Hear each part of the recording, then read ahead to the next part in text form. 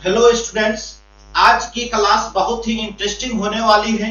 आज हम गणित के बेहद महत्वपूर्ण अध्याय वास्तविक संख्याओं का अध्ययन करेंगे।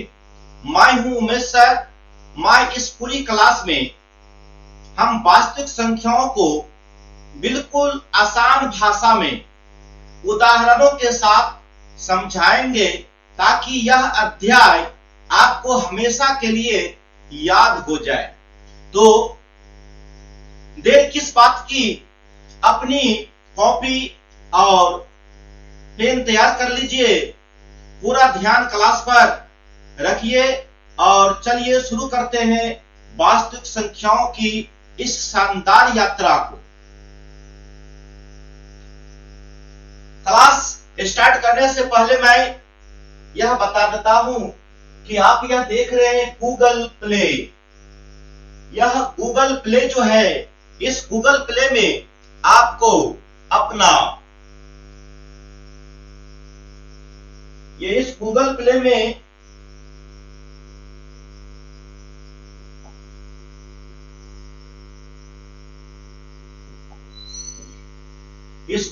में अपना जो है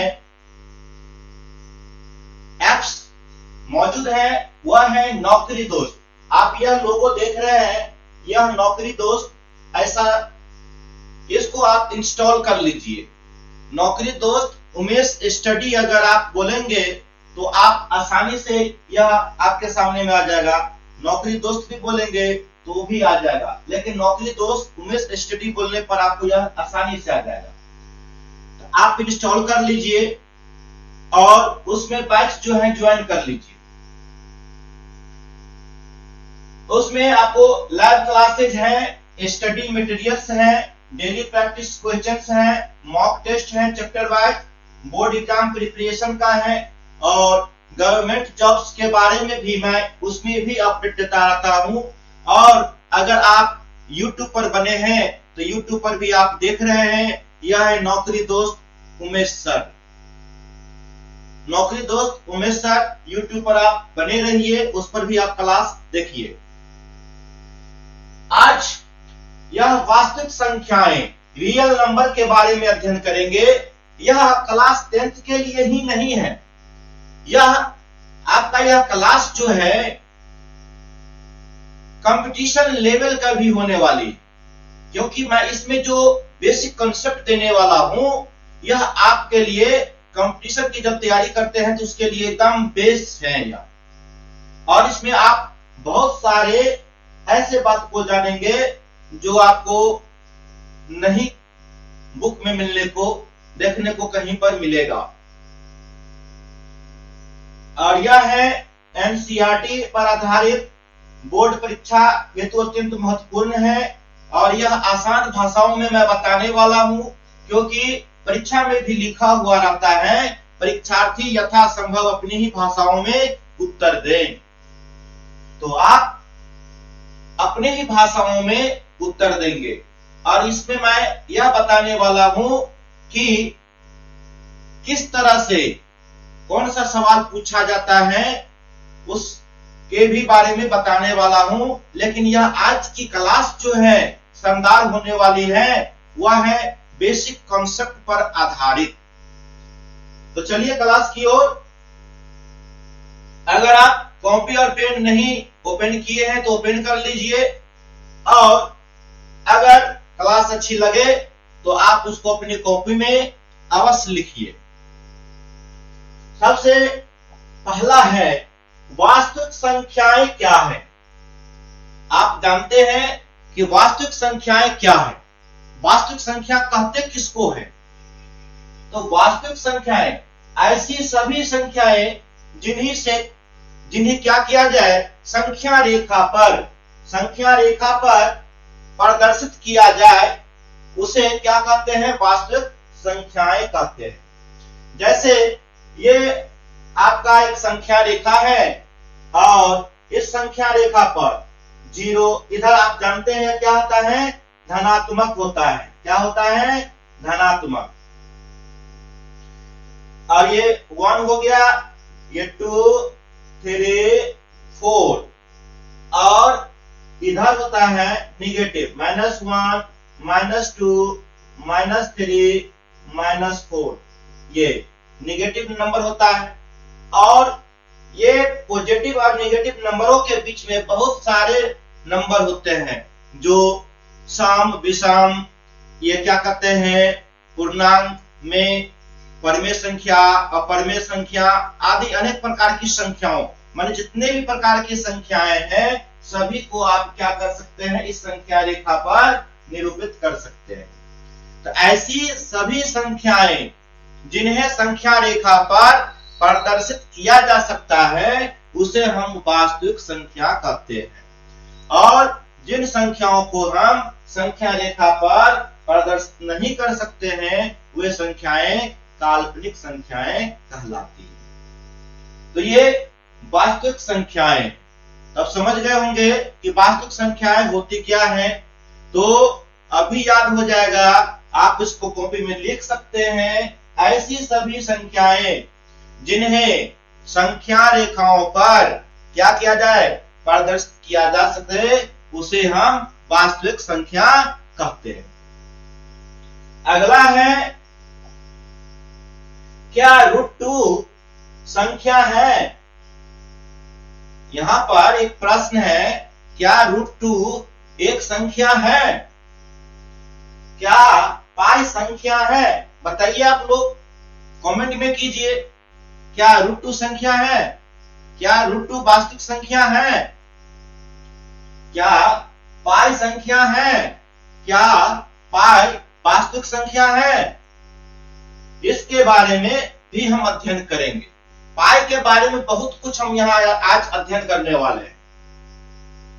तो ये क्या है, क्या √2 जो है वास्तविक संख्या है? तो देखिए, ये क्या √2 संख्या है, क्या पाई संख्या है? तो हाँ, दोनों जो है वास्तविक संख्याएं हैं, चाहे √2 हो या पाई हो। पाई क्या परमेय संख्या है? बताइए, क्या √2 परमेय संख्या है? ये तो समझ गए कि दोनों वास्तविक संख्याएं हैं। परमेय संख्या कहते किसको है?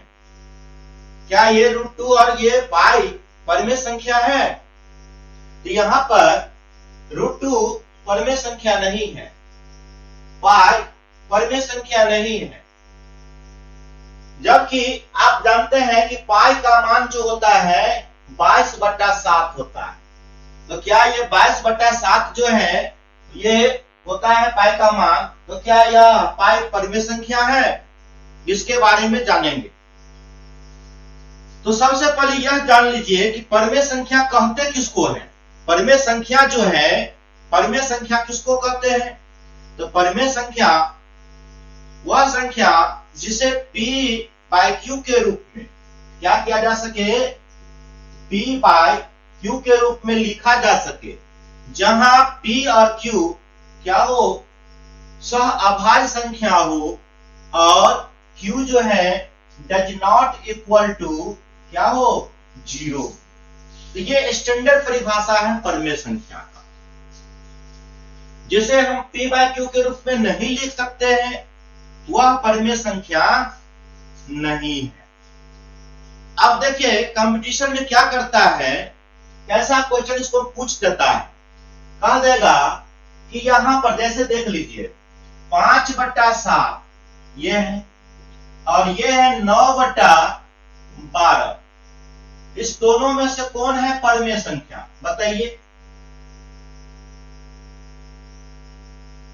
5/7 और 9/12, दो यहां पर आपको इस तरह की संख्याएं लिख दिया गया और पूछा जा रहा है कि दोनों में से कौन सा परमेय संख्या है। जबकि आप अभी परिभाषा जान चुके हैं, परमेय संख्या क्या होती है, तो जिसे p/q के रूप में लिखा जा सके और q does not equal to 0, और p और q क्या हो, सह अभाज्य संख्याओं। सह अभाज्य संख्या का मतलब क्या, दोनों संख्याओं में केवल एक ही संख्या ऐसी हो जो दोनों का गुणनखंड हो, मतलब दोनों का मौसा क्या हो, 1 हो।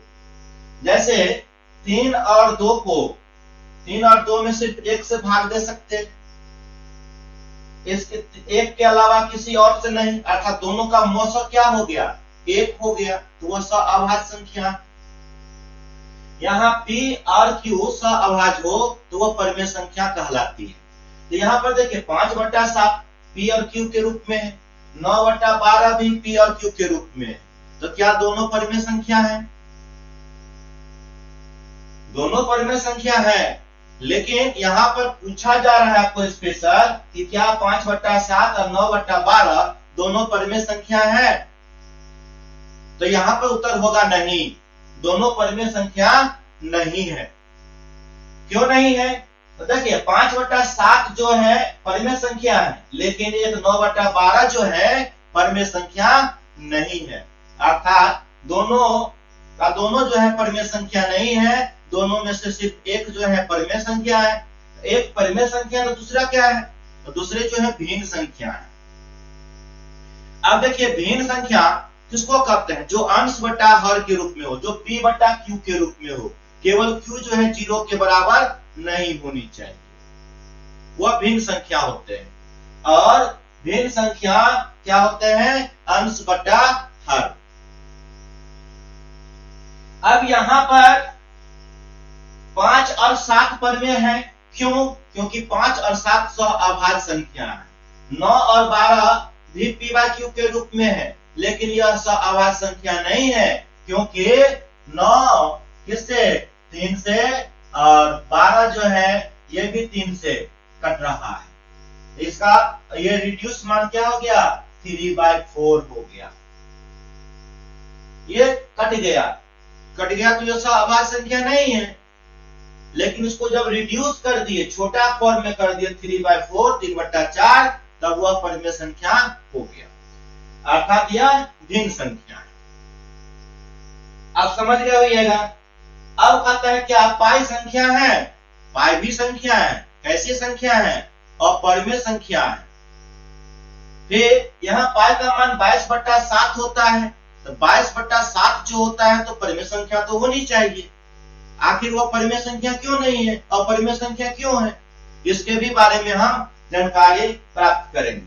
यह देख लीजिए, कहता है पाई को अपरिमेय संख्या क्यों कहा जाता है?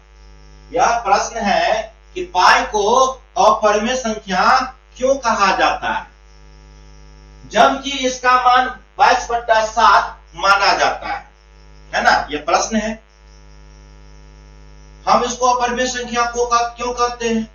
परिमेय संख्या क्यों नहीं कहते हैं, जबकि इसका मान तो 22/7 माना जाता है? तो यहां पर यह देख लीजिए, आखिर क्यों? तो यह धारणा सही नहीं है कि पाई का मान कितना होता है? 22/7 होता है। 22/7 पाई का मान नहीं होता है। कहिएगा सर आप ये क्या कह रहे हैं? हर जगह बुक में भी तो लिखा हुआ रहता है कि पाई का मान 22/7। यह माना गया है। क्यों मान लिया गया है, मैं इसके भी बारे में बताने वाला हूं। वास्तव में पाई का मान 22/7 नहीं होता है। अब देखिए, वास्तव में पाई का मान 22/7 नहीं होता है, वह 22/7 के करीब होता है। यहाँ पाई का अर्थ लगभग बराबर है। ये देखिए, ये जो है यह सिंबल, इसका मतलब जो है यह निकट, न कि बराबर। तो ये पाई का मान लगभग जो है 22/7 के बराबर होता है, अप्रोक्सीमेटली इक्वल टू 22/7। अब यहां पर यह बिल्कुल बराबर के नहीं होता है। ऐसा नहीं लिखता है कि पाई का मान जो है 22/7 है। बुक में ये लिखा हुआ मिलता है, मान लिया जाता है, उसको वैल्यू इतना दिया गया है, लेकिन यह जान लीजिए 22/7 नहीं होता है। अब देखिए पाई का मान वास्तविक क्या होता है? तो 3.1419265358973 बहुत बड़ा होता है। और हम लोग जब कैलकुलेशन करते हैं तो क्या करते हैं, प्राय इसका मान हम 3.14 तक लेते हैं। जबकि 22/7 को जब हम भाग देते हैं तो 3.142857 142,857। तो देखिए 1 4 तक 3.14 तक मिल रहा है, 3.14 तक मिल रहा है नहीं। इसीलिए हम पाई को क्या कर लेते हैं, 22/7 मान लेते हैं, लेकिन वास्तव में 22/7 नहीं होता है। और यह कभी भी पूर्ण नहीं है, यह अपूर्ण है, अपरिमित है। आप कितना भी भाग दीजिएगा तो पूरा नहीं निकलेगा, नहीं कटेगा, वह अनंत तक आएगा। इसीलिए इन दोनों वस्तु स्थिति से यह 1 और यह 2, ये दोनों से यह मालूम चलता है कि क्या मालूम चलता है कि पाई का मान 22/7 लगभग मान लिया गया है ना। तो स्पष्ट है कि दोनों के मान समान नहीं है। पाई को किसी भी दो पूर्णांकों p/q के रूप में ठीक ठीक व्यक्त नहीं किया जा सकता है। साथ ही इसका दशमलव प्रसार भी क्या है, तो अनंत है, इन्फिनाइट है, तथा वह अनावर्ती है, नॉन रिकरिंग होता है। इसीलिए हम पाई को एक अपरिमेय संख्या कहते हैं। क्योंकि अपरिमेय संख्या क्या होता है, तो अपरिमेय संख्या ये इन्फिनाइट के रूप में और अनावर्ती होता है। यह इन्फिनाइट और नॉन रिकरिंग होता है। जो संख्या इन्फिनाइट और रिकरिंग के रूप में हो दशमलव प्रसार उसका, वह क्या होता है, वह एक अपरिमेय संख्या होता है। तो अब कंसेप्ट आपका क्लियर हो गया होगा कि पाई का मान क्या है, 22/7 लगभग नहीं होता है, उसको माना जाता है या काल्पनिक होता है। क्योंकि पाई का जो मान 3.1415925 आदि होता है, और पाई 22/7 को जो भाग देते हैं तो उसमें भी 3.14 आता है। जब हम कैलकुलेशन करते हैं तो पाई का मान 3.14 लगभग लेते हैं, और दोनों का मान उस परिस्थिति में क्या होता है, समान होता है। इसलिए पाई को हम 22/7 के रूप में लिखते हैं, और जब हम उसको लिखते हैं तो उसे हम मान लेते हैं, कल्पना कर लेते हैं कि पाई का मान 22/7 होता है, लेकिन वास्तविक ऐसा नहीं है। और यह इन्फिनाइट रूप में इसका दशमलव प्रसार क्या होता है, इन्फिनाइट रूप में होता है, नॉन रिकरिंग होता है, अर्थात अनावर्ती होता है, और इसलिए हम उसको अपरिमेय संख्या कहते हैं। तो यह पाई एक अपरिमेय संख्या है, न कि परिमेय संख्या है। अगला देखिए, पाई को किसी भी दो पूर्णांकों के अनुपात p/q के रूप में ठीक ठीक व्यक्त नहीं किया जा सकता है। इसका दशमलव प्रसार अनंत तथा अनावर्ती होता है।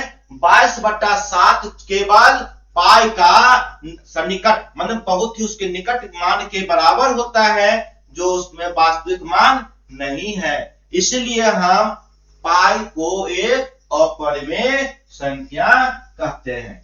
मैं आशा करता हूं कि यह आपको जो है कंसेप्ट क्लियर हो गया होगा। अगला, वास्तविक संख्या आखिर होता क्या है, वास्तविक संख्या किसको कहते हैं। यह तो चैप्टरे है वास्तविक संख्या। आज के जो है अध्ययन जो करने वाले हैं वह वास्तविक संख्या पर ही तो आधारित है। तो सबसे पहले तो कंसेप्ट क्लियर होनी चाहिए कि वास्तविक संख्याएं है क्या। तो मैं तो ऊपर भी बता दिया हूं, वे सभी संख्याएं जिन्हें हम संख्या रेखा पर क्या कर सकते हैं, प्रदर्शित कर सकते हैं, उसे हम वास्तविक संख्या कहते हैं। अगर क्लास अच्छी लग रही हो तो ये लाइक अवश्य कीजिए, कमेंट कीजिए। अगर आपको कोई समस्याएं हैं तो कमेंट में लिखिए। आपके हर समस्या का मैं ये इस वास्तविक संख्या से आधारित जो भी समस्या होगी मैं उसका नाम निदान करेंगे। अगले क्लास में आपका नाम लेकर के कमेंट को पढ़ेंगे और आपके कमेंट का जो है क्या करेंगे, जवाब देंगे। अगर आप नए विजिटर हैं, अभी तक सब्सक्राइब नहीं किए हैं, तो सब्सक्राइब कर लीजिए भाई। सब्सक्राइब करने में कोई पैसा तो नहीं लगता है, वह निःशुल्क है। और बेल आइकन पर भी क्लिक कर दीजिए ताकि हर नोटिफिकेशन आपको जल्द मिल सके और एक भी क्लास आपका मिस नहीं हो सके। तो ये वास्तविक संख्या क्या है, तो वे सभी संख्याएं जिन्हें हम संख्या रेखा पर लैंड नंबर पर क्या करते हैं, निरूपित करते हैं, प्रदर्शित करते हैं, उसे हम वास्तविक संख्या कहते हैं। जैसे -5 हो, 0 हो, 2 हो, 3/4 हो, √2 हो, पाई हो, हम सबको हम निरूपित कर सकते हैं। जैसे देखिए वास्तविक संख्या ये 0 है, यह 1 2 3 4, हम पाई को ही निरूपित करना चाहते हैं। इस पर पाई को क्या करेंगे, पाई का मान 3.14 होता है, तो 3 हुआ, इसको 10 भागों में बांटते हैं, 1 2 3 4 5 6 7 8 9 10, तो पहला हुआ, फिर एक और दोनों के बीच को भी बांटेंगे तो हम निरूपित कर सकते हैं। तो यहाँ पर लगभग क्या हो गया, पाई का मान हो गया यह, है ना। तो सभी रेखा, ये सभी जो है नंबर को, माने जिस नंबर को हम क्या करते हैं संख्या रेखा पर निरूपित कर सकते हैं वह क्या होगा, वास्तविक संख्या होगा, और जिसका हम निरूपण नहीं कर सकते हैं वह काल्पनिक संख्या होगा। अगला क्वेश्चन, अगला है परिमेय संख्या किसे कहते हैं। तो जिस संख्या को p/q के रूप में लिखा जा सके और जहां p तथा q पूर्णांक हो और q does not equal to 0 हो उसे परिमेय संख्या कहते हैं। जैसे 2 - 5 3/7 0.25 जितने भी हैं सब परिमेय संख्या है। अब देखिए 0.25, इसको हम क्या करेंगे, 0.25 में 0 को हम रिमूव करेंगे तो नीचे क्या होगा, 100, इसको काट, ये अगर हम रिड्यूस कर देंगे तो 25 को 4 से गुना करने पर क्या होता है, 100 होता है ना। तो ये क्या हो जाएगा, ये हो गया 1/4, और 1/4 क्या देख रहे हैं, यह p/q के रूप में है, और p/q के रूप में है तो ये क्या है, यह परिमेय संख्या है। अगला क्वेश्चन है अपरिमेय संख्या किसे कहते हैं। तो जिस संख्या को p/q के रूप में व्यक्त नहीं किया जा सकता है उसे हम अपरिमेय संख्या कहते हैं। √2, √3, √5, पाई, ये सब जितने भी हैं यह अपरिमेय संख्या है। 2 जोड़ √3 ये भी अपरिमेय संख्या है, 3 √2 ये भी अपरिमेय संख्या है, और ये 6 - √5 ये भी अपरिमेय संख्या है।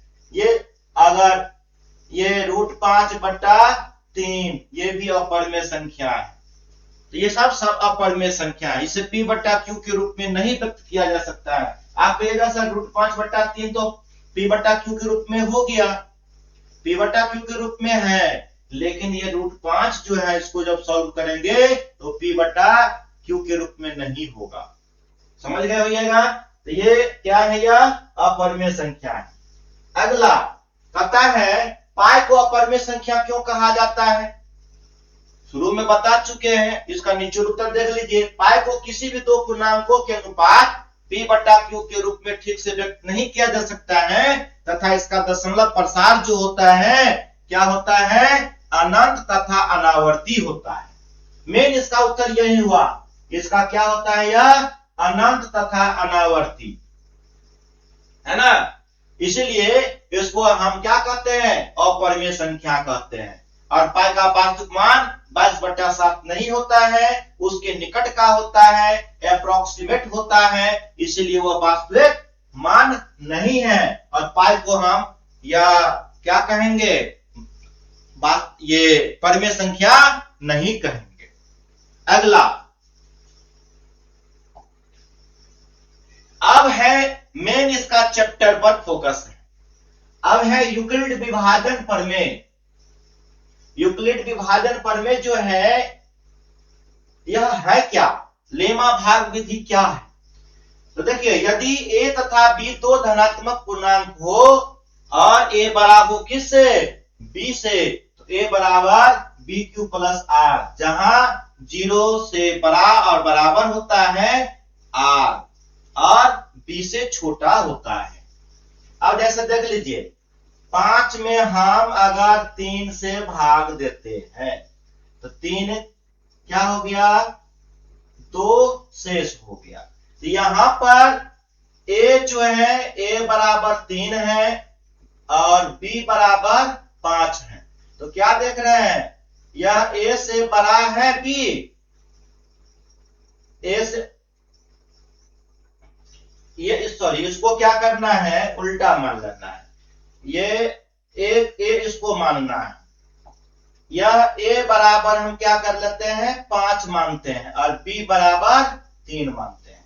तो यहां पर ए क्या है, यह बी से बड़ा है ना। अब जब भाग दिए तो आर का मान देखिए 0 से बड़ा है, लेकिन किससे, 3 से छोटा है ना। अगर 3 हो जाए तो 3 तो एक मरतबे लग जाएगा, तो रिमाइंडर क्या होगा, हमेशा इससे छोटा होगा यह, है कि नहीं। इससे क्या होगा, यह हमेशा छोटा होगा। और बहुत से बहुत क्या हो सकता है, 0 हो सकता है। यहां पर आर जो है क्या हो सकता है, 0 1 2 हो सकता है, यही 3 गो हो सकता है केस, है ना। तो ये 3 केस हो सकता है इसका। तो यहां पर रिमाइंडर कितना हो गया, 2 हो गया। तो इसको हम या यूक्लिड विभाजन प्रमेय को हम किस तरह से लिखते हैं, 0 से बड़ा होनी चाहिए कौन, रिमाइंडर। 0 से बड़ा है रिमाइंडर, या नहीं तो किसके, तो देखिए 0 से बड़ा है 1 2, या नहीं तो किसके बराबर होनी चाहिए, 0 के बराबर। तो 0 के बराबर है, लेकिन b से छोटा होनी चाहिए। तो b यहां पर क्या है, 3 है, तो 3 से छोटा है यह। तो यही है, या इसको क्या कहते हैं, यूक्लिड विभाजन प्रमेय कहते हैं। तो ये 0 से बड़ा और बराबर होने चाहिए शेषफल, और शेषफल जो है भाजक से हमेशा छोटा होना चाहिए। अगला कहता है यूक्लिड एल्गोरिदम का उपयोग किस लिए किया जाता है। ये सब 1 नंबर में प्रश्न पूछता है। तो देख लीजिए, यूक्लिड एल्गोरिदम का उपयोग दो संख्याओं का महत्तम समापवर्तक HCF ज्ञात करने के लिए किया जाता है। अगर आपसे पूछा जाए कि यूक्लिड एल्गोरिदम का उपयोग क्यों किया जाता है, तो इसका सीधा जवाब होगा HCF। HCF का मतलब हाईएस्ट कॉमन फैक्टर, महत्तम समापवर्तक निकालने के लिए किया जाता है। अगला है अभाज्य संख्या किसे कहते हैं। तो जिस संख्या के केवल 2 ही गुणनखंड माइनस, देखिए जिस संख्या के केवल 2 ही गुणनखंड एक और स्वयं होता है उसे हम अभाज्य संख्या कहते हैं। देखिए 2 का गुणनखंड क्या होगा, 2 को हम क्या लिख सकते हैं, 2 गुने 2, है ना। अर्थात 2 में हम केवल 1 और 2 से ही क्या कर सकते हैं, गुना कर सकते हैं, इसके अलावा कुछ नहीं। माने 2 में केवल 1 से भाग लगेगा, या दूसरा 2 ही है जो केवल 2 को भाग करेगा, अर्थात 1 और स्वयं। तो जिस संख्या के केवल 2 ही गुणनखंड होगा, 1 और स्वयं होगा, वह क्या कहलाएगा, यह जो है अभाज्य संख्या कहलाएगा। अब देखिए तो 4 क्या है, अभाज्य संख्या है नहीं, क्योंकि 4 में 1 से भी भाग लग जाएगा, 2 से भी लग जाएगा और 4 से। तो केवल 1 और स्वयं तो नहीं है, इस दोनों के अलावा भी आ गया एक संख्या का एंट्री हो गया इसमें, किसका, 2 का। तो यह जो है क्या होगा, यह जो है यह अभाज्य संख्या नहीं है। 9 क्या है, 12 क्या है, देखिए 12 के बारे में सोचिए। 12 जो है क्या है, यार 12 जो है 12 क्या है, 12 में 1 से 2 से 3 से 4 से 6 से और 12 से, इतनी संख्या से भाग लग रहा है। जबकि अभाज्य संख्या का परिभाषा क्या कहता है, 1 और स्वयं, यह 1 और स्वयं 12 होनी चाहिए, है ना। लेकिन इसके अलावा भी इसमें बहुत सारे संख्याएं आ गए, तो बहुत सारे संख्याएं हैं, तो वह क्या है, यह अभाज्य संख्या नहीं है। यह कैसी संख्या है, भाज्य संख्या है। अगला अभाज्य संख्या समझ गए। अब है संयुक्त कंपोजिट नंबर, जिस संख्या के 2 से अधिक गुणनखंड हो, जैसे भी बताए हैं 2 4 8 9 12, ये सब संयुक्त संख्या है, उसको कंपोजिट नंबर कहते हैं। अगला क्वेश्चन, इसको समझ लीजिए। 6 में क्या हुआ, 1 हुआ, 2 हुआ, 3 हुआ, 6 हुआ। 1 और स्वयं के अलावा भी है यह, है ना, 2 और 3, इसलिए वो क्या है, यह संयुक्त संख्या है, कंपोजिट नंबर है। अगला, अंकगणित का मौलिक प्रमेय क्या है? तो प्रत्येक संयुक्त संख्या को अभाज्य गुणनखंडों के गुणनफल के रूप में केवल एक ही तरीके से लिखा जा सकता है, उस क्रम को छोड़ करके, है ना। तो ये क्रम को छोड़ करके अगर एक ही रूप में लिखा जा सकता है, एक ही तरीका से, तो वह क्या कहलाता है, अंकगणित का मौलिक प्रमेय कहलाता है। इस चैप्टर में इसको बताएंगे। अगला, HCF क्या होता है? जब हम 2 या 2 से अधिक संख्याओं को पूरी तरह विभाजित करने वाली सबसे बड़ी संख्या जो ज्ञात करते हैं, उसी को हम क्या कहते हैं, महत्तम समापवर्तक कहते हैं, HCF कहते हैं, है ना। तो 2 या 2 से अधिक संख्याओं को पूरी तरह विभाजित करने वाली सबसे बड़ी संख्या को हम क्या कहते हैं, महत्तम समापवर्तक कहते हैं। अगला क्वेश्चन है, एलसीएम क्या है? जिस तरह से हम HCF निकालते हैं, 2 या 2 से अधिक संख्याओं का सबसे छोटा समान गुणज को हम क्या कहते हैं, लघुत्तम समापवर्तक कहते हैं, जो छोटा होता है। अगला है, HCF और LCM में क्या संबंध होता है? तो HCF और LCM का गुणनफल जो होता है, दोनों संख्याओं के गुणनफल के बराबर होता है। जैसे मान लेते हैं 6 है और 9 है, 6 और 9 का HCF क्या हो गया? देखिए, HCF common, highest common factor, 3 से दोनों में भाग लगेगा तो 3 हो गया। और 6 और 9 का अगर हम LCM निकालेंगे तो कितना होगा, 18 हो जाएगा, है ना, क्योंकि लिस्ट कॉमन, जो दोनों में कॉमन होता है, 6 का 18, 9 दूनी 18, तो ये 18 हो गया। अब 18 को, तो ये देखिए HCF और LCM को जो गुना करेंगे तो 3 गुने 18 कितना आता है, 18 तिया 54। अब देखिए तो 9 को 6 को गुना करते हैं तो कितना आता है, 54 आता है। अर्थात HCF और LCM दोनों को जो गुना करेंगे तो उसका मान जो है क्या होगा, दोनों संख्याओं के गुणनफल के बराबर होगा। अगला, समाप्त दशमलव, टर्मिनेटिंग डेसिमल किसको कहते हैं? तो जिस दशमलव का अंत हो जाता है उसे हम समाप्त दशमलव कहते हैं। जैसे देखिए, 1 में हम 4 से भाग दे रहे हैं तो क्या आता है, 0.25, समाप्त हो गया, अब नहीं भाग लगेगा।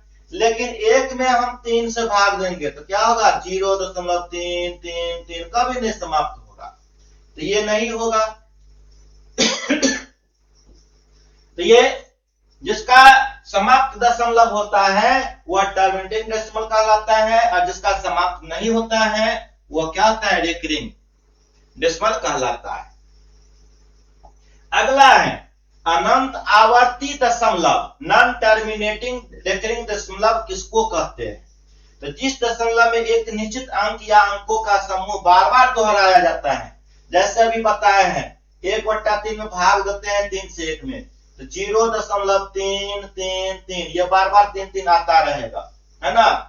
तो ये क्या कहलाता है, या एक या एक से अधिक संख्याओं का क्या होगा, समूह होगा जो बार बार रिपीट करेगा। तो जो बार बार रिपीट करेगा वह क्या कहलाएगा, वह जो है नॉन टर्मिनेटिंग रेकरिंग डेसिमल कहलाएगा। अगला, अनंत अनावर्ती दशमलव, non terminating non recurring decimal किसको कहते हैं? तो जिस दशमलव का अंत 9 हो और जिसमें कोई निश्चित अंक या समूह बार बार रिपीट न हो।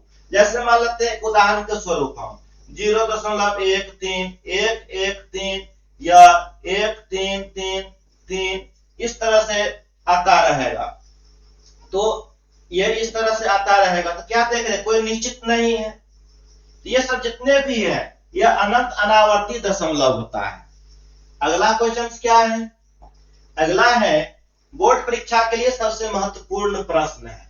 बोर्ड परीक्षा के लिए आप इस प्रश्न को आज बनाइए और जो प्रश्न आपको नहीं आता है वह कमेंट में अवश्य कीजिए, ताकि मैं भी यह जान सकूं कि आप मेरे वीडियो को पूरे देखे हैं और कमेंट किए हैं, आपको समस्याएं हुई हैं और आप अपनी समस्याओं को इसमें आप रख रहे हैं और मैं आपकी समस्याओं को, आपके कमेंट को नाम लेकर के अगला क्लास में रविवार को, संडे को लाइव क्लास में जो है नाम लेकर के आपको बोलूंगा और आपकी समस्याओं को मैं यहाँ पर हल करने का कोशिश करूंगा।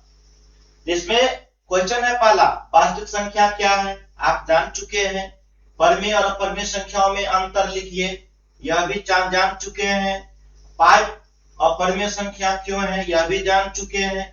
यूक्लिड विभाजन परमेय लिखिए, यह भी जान चुके हैं। और यूक्लिड एल्गोरिथम से HCF ज्ञात कीजिए, इसको हम क्लास में, नेक्स्ट क्लास में बताने वाले हैं। और भी क्वेश्चंस हैं।